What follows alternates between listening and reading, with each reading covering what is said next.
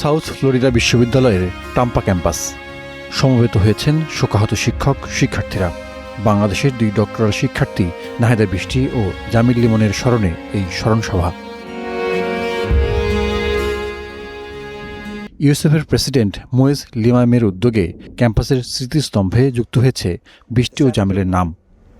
We gather in grief because 2 vibrant members of our university family, Nahida Bristi and Jamil Limon, were taken from us far too soon.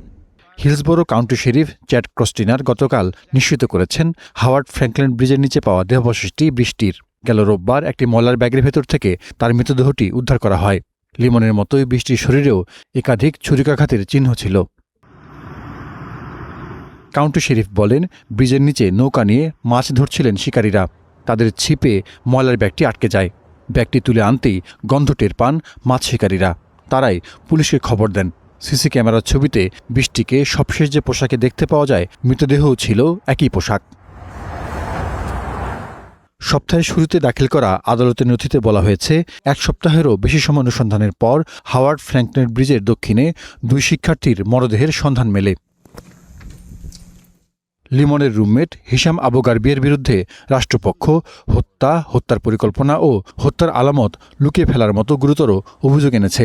এসব অপরাধ প্রমাণিত হলে যুক্তরাষ্ট্রের আইন অনুযায়ী হিশামের মৃত্যুদণ্ডের মতো সর্বোচ্চ সাজা হতে পারে। তবে বিচারের জন্য চূড়ান্ত অভিযোগপত্র দেওয়ার আগে শেষ মুহূর্তের কিছু অনুসন্ধান চালিয়ে যাচ্ছে তদন্তকারী পুলিশ। Zahidur Rahman, Star news.